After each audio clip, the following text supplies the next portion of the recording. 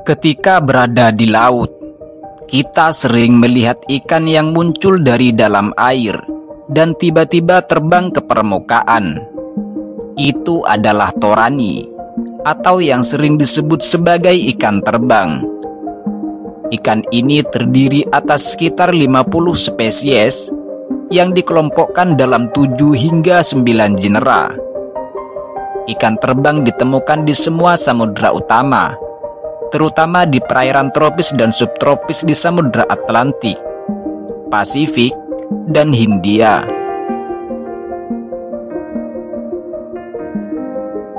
Ciri utama yang paling menonjol dari ikan terbang adalah sirip dadanya yang besar, yang memungkinkan ikan ini meluncur terbang secara singkat di udara di atas permukaan air untuk lari dari pemangsa, seperti ikan makarel, ikan tuna, ikan tonda, dan ikan besar lainnya.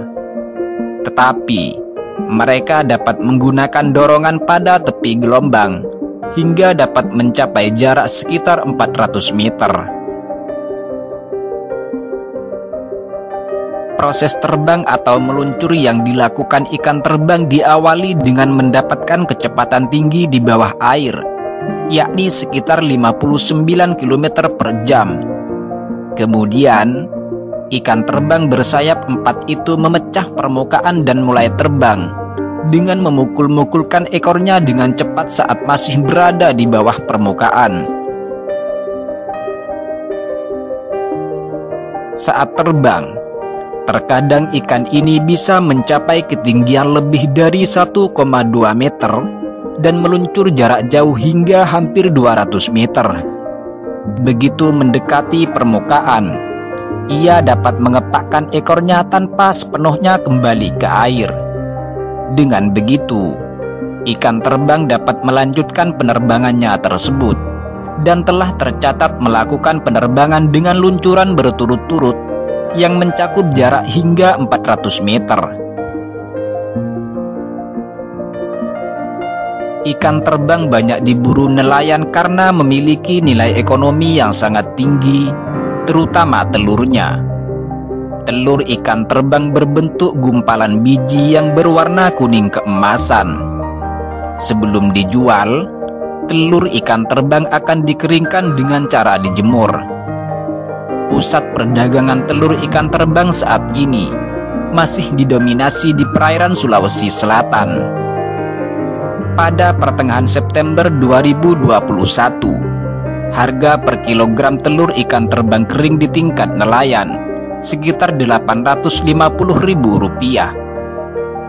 Karena tingginya harga telur tersebut, telur ikan terbang sering disebut sebagai emas dari laut.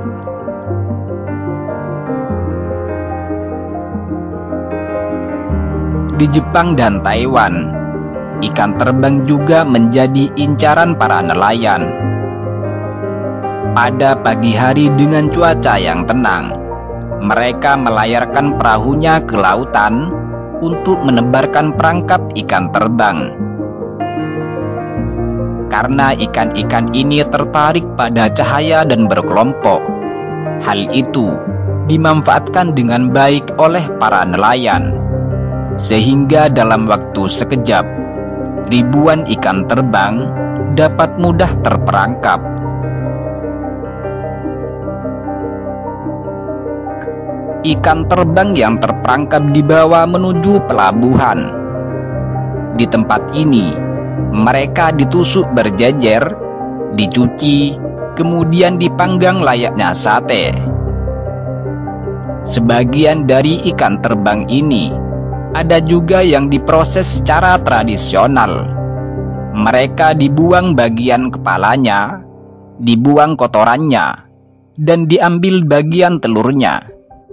Selanjutnya, ikan yang telah dibelah itu dikeringkan dengan dijemur.